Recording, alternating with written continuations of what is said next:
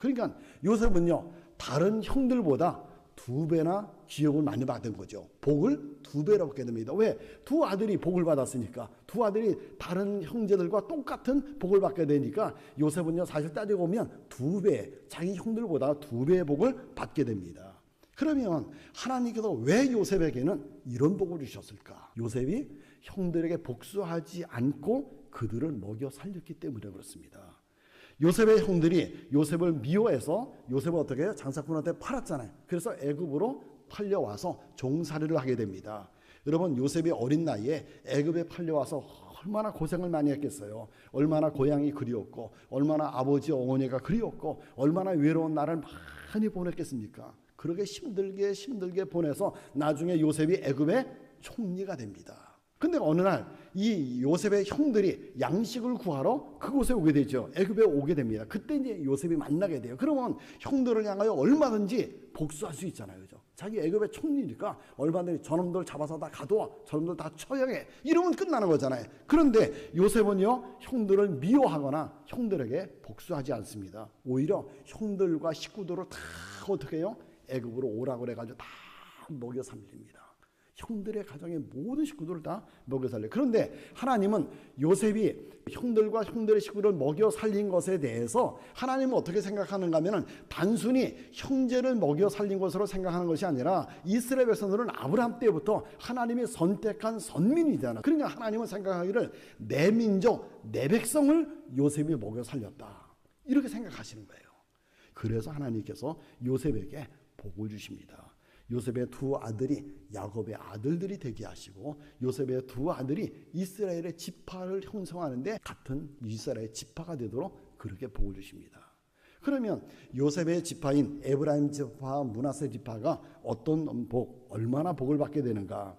창세기 49장 22절부터 26절까지 보면은요, 야곱이 요셉에게 축복을 해줍니다. 근데 축복을 해줄 때 이런 말을 해요. 길지만 한번 들어보세요.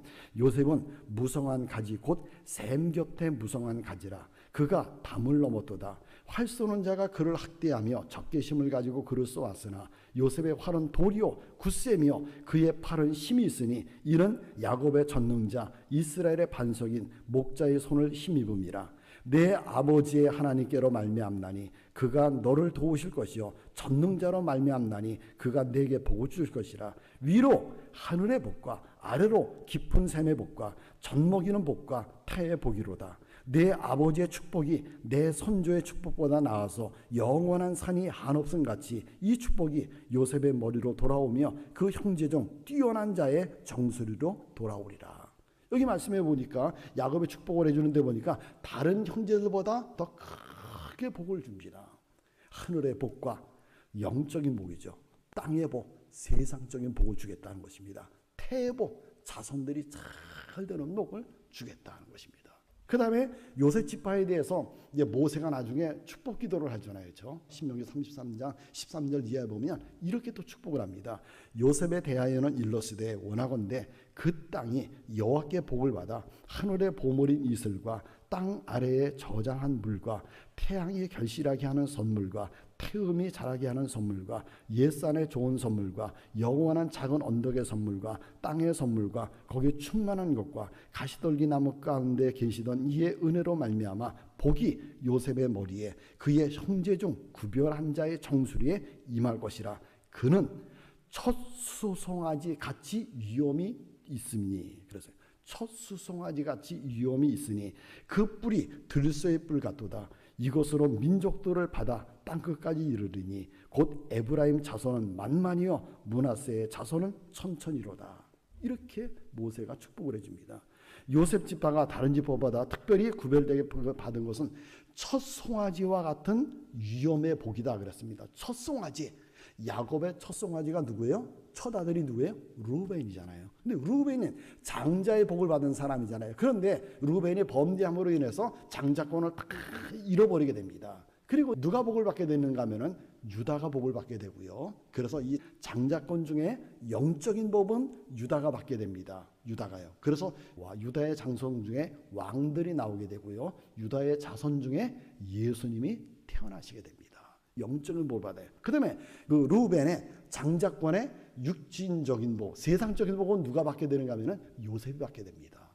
요셉이 굉장한 복을 받게 됩니다. 그리고 들소의 뿔과 같다 그랬습니다. 그 뿔이 들소의 뿔과 같다. 요셉 지파가 다른 지파보다 힘을 가진 지파가 된다는 거죠. 그리고 민족들이 땅끝까지 이른다 그랬습니다. 요셉 지파가 크게 번영의 복을 누린다는 것입니다. 그래서 에브라임 지파, 므낫세 지파 두 지파가 받은 복이요 얼마나 많은가 하면은 가나안 땅의 4분의 1을 차지하게 됩니다. 굉장한 복이죠. 사랑하는 여러분, 요셉을 한번 생각해 보시기 바랍니다. 그리고 우리가 꼭 잊지 말고 살아야 될 것이 있습니다. 우리는 현재 신앙에 대해서 너무 가볍게 생각을 하고 있습니다. 내가 신앙생활하는 것에 대해서 가볍게 생각해요. 어떻게 생각하냐면 이 순간이 지나면 나만 지나고 나면 내 시간이 지나게 되면 나만 이렇게 생각을 합니다. 그런데 내가 지금 가지고 있는 내 이 신앙이요 나로서 끝나는 것이 아니라 다음 세대까지 영향을 끼친다는 것을 우리는 꼭 생각해야 돼요. 이게 지금 내가 가지고 있는 이 신앙이 내가 신앙생활하는 이것이 나에게만 영향을 끼치는 것이 아니라 내 자손들에게까지도 영향을 끼친다는 것을 잊지 마셔야 됩니다. 내가 잘하면 신앙생활 잘하면 내 자손에게까지도 영향이 간다는 거예요. 나와 내 자손이 내가 현재 가지고 있는 신앙의 결과로 복을 누리게 된다라고 하는 것을 우리 잊지 말아야 됩니다. 여러분 꼭 이거 우리 명심하고 살아가야 돼요. 내가 신앙을 망치면 내 자손의 삶도 망치게 됩니다. 그러므로 신앙생활에 좀 힘이 든다고 느껴질 때라도 우리 어떻게 신앙생활해야 돼요? 열심히 신앙생활해야 됩니다. 열심히 신앙생활해야 돼요. 내가 열심히 신앙생활하는 것이 나와 내 자손이 복받는 비결입니다.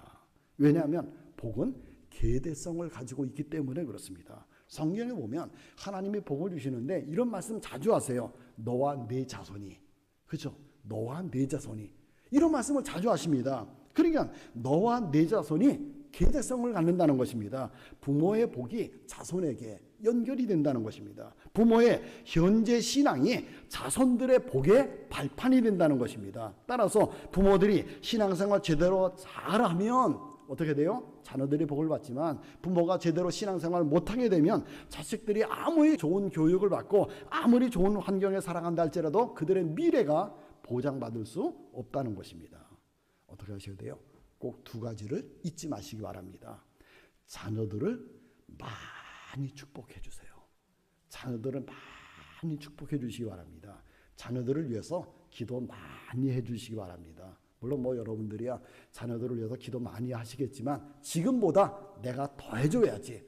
내 자식들을 위해서 내가 지금보다 더 많이 기도해 주지 이런 마음을 가지고 기도 많이 해주시기 바랍니다. 내가 자녀들을 위해서 기도해 주는 것만큼 내 자녀들이 복을 받는다는 사실이에요. 기도 많이 해주시기 바랍니다.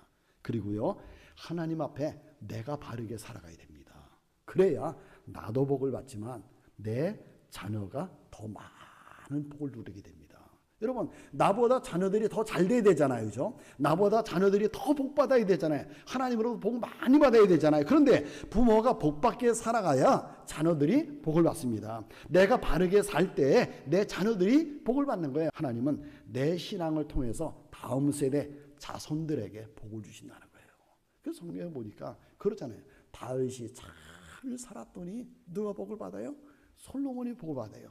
솔로몬이 못되게 우상 숭배하면서 잘못 살지만 아버지 다윗이 워낙 하나님 앞에 바르게 살았더니 솔로몬을 치려고 하시다가 하나님이 아버지 생각해가지고 솔로몬을 안 치잖아요. 근데 솔로몬도 잘못 살고 솔로몬의 아들 르호밤도 잘못 사니까 하나님이 어떻게 하세요? 솔로몬 다음 때 르호밤 때 가서 솔로몬의 아들 르호밤을 하나님이 치시잖아요. 그래요. 부모가 잘 사는 것이 자식들을 복받게 하는 비결입니다. 내가 잘 사는 것이 내가 신앙생활 잘하는 것이 내 자녀들이 잘 되게 되는 비결이에요. 여러분 나중에 자녀들이 이런 고백을 할지도 모릅니다. 어떤 자녀들은요 우리 부모는 도대체 날 위해서 뭘 해준 거야. 우리 부모가 도대체 날 위해서 뭘 해주고 가신 거야. 뭐 이렇게 고백하는 자녀들도 있을 것입니다. 또 이런 자녀들도 있을 거예요. 내가 이렇게 오늘 복받게 사는 것은 내가 오늘 이렇게 잘 살 수 있는 것은 우리 아빠 우리 엄마의 신앙 덕분이야. 우리 아빠 우리 엄마가 신앙생활 잘해서 정말 하나님 잘 섬겨서 교회 열심히 섬기고 봉사해서 오늘 내가 이렇게 복을 누리는 거야. 내가 오늘 이렇게 사는 것은 다 부모님의 신앙 덕이야. 여러분 자녀들이 이렇게 고백하지 않겠습니까? 우리 어떤 소리가 자녀들의 입에서 나오도록 해야 되겠습니까? 부자잖아요. 그렇죠? 부자. 여러분 우리의 신앙이 중요합니다. 내 신앙이 중요해요. 내가 지금 어떻게 신앙생활하느냐가 굉장히 중요합니다. 그러므로 오늘 요셉을 생각하시면서 요셉처럼 사셔서 요셉처럼 여러분 자신이 복받고 자식들을 하나님께 복받도록 해주는 좋은 부모가 되시기를 주님의 이름으로 축원합니다. 이 설교를 들으시고 생각나는 분이 계시면 보내주세요. 그분에게 분명 도움이 될 것입니다. 그리고 여러분의 생각을 댓글로 남겨주셔서 함께 나누길 원합니다.